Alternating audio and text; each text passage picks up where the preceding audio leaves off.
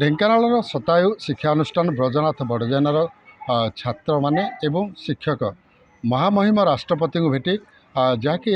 ରାକ୍ଷୀ ପୂର୍ଣ୍ଣିମାରେ ରାକ୍ଷୀ ପ୍ରଦାନ କରିଛନ୍ତି ଏବଂ ସେ ନିଜକୁ ବହୁତ ଆନନ୍ଦ ଏବଂ ଗର୍ବ ଅନୁଭବ କରିଛନ୍ତି ଯେ ମହାମହିମ ରାଷ୍ଟ୍ରପତିଙ୍କୁ ଏତେ ପାଖରୁ ଦେଖିଲେ ଏବଂ ତାଙ୍କ ସହିତ ମଧ୍ୟ ଆଲୋଚନା କଲେ ଏବଂ ପିଲାଙ୍କୁ ମଧ୍ୟ ସେ ପ୍ରେରଣା ଦେଲେ। ତ ଆମ ପାଖରେ ସିଧାସଳଖ ଅଛନ୍ତି ଯିଏକି ବ୍ରଜନାଥ ବଡ଼ଜେନା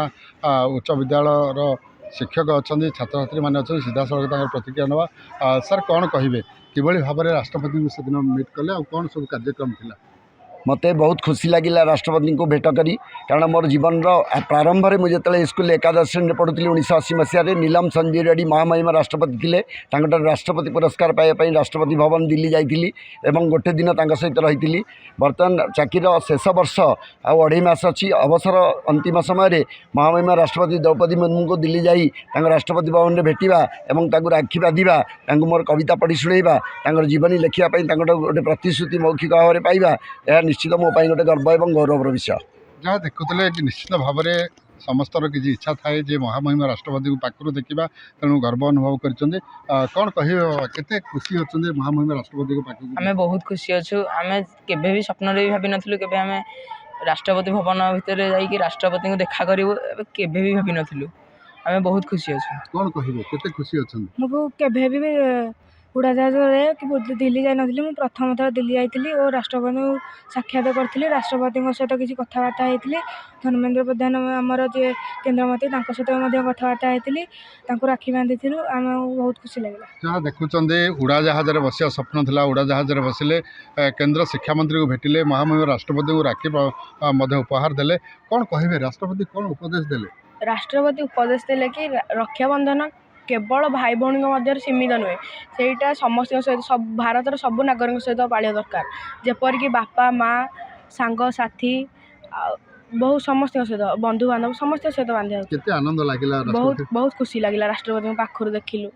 जहाँ राष्ट्रपति पाखक जाई आनंद अनुभव करछन्ते एवं जो उपदेश देछन्ते रक्षाबंधन केवल भाई भौणी भितर सीमित न रही सर्वजनीन हवा कथा समस्ते समस्त परस्पर को भल पाया कथा कौन कहे केते उत्साहित अच्छा?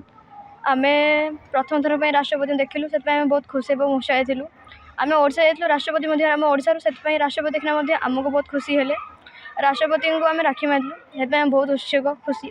मुझे भावी नी कि मु राष्ट्रपति को पाखर देखी राष्ट्रपति सहित फोटो उठेबी एवं राष्ट्रपति सहित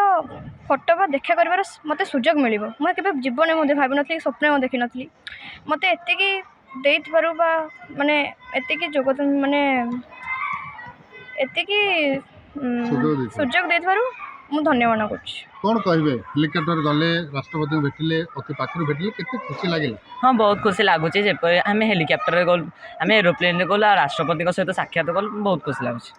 जहाँ देखिले तो जो मैंने जाइए महामहिम राष्ट्रपति पाखक जो पवित्र रक्षाबंधन उत्सव में स्वतंत्र राष्ट्रपति भवन निमंत्रण पर ब्रजनाथ बड़जेनार